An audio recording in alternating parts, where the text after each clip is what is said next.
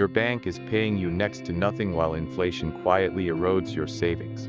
The typical account earns a fraction of 1%, while inflation runs well above that.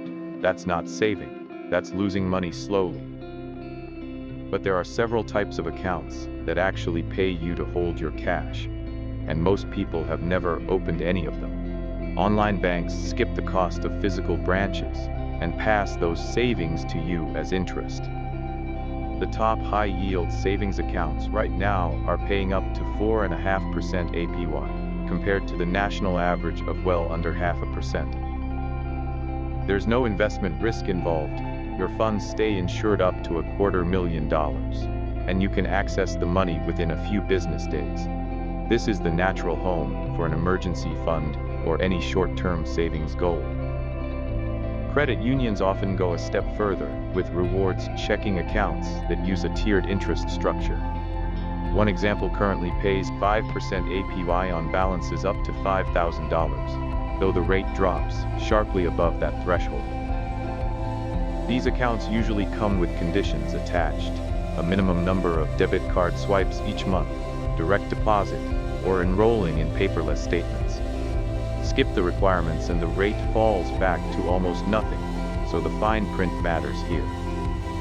A related but different approach is cashback checking. Instead of paying interest, these accounts return a percentage on your everyday debit purchases.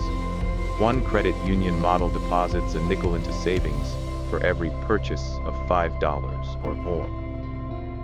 The ceiling is lower than what a high-yield savings account offers, but paired with a savings account, it turns money you are already spending into a second, passive income stream.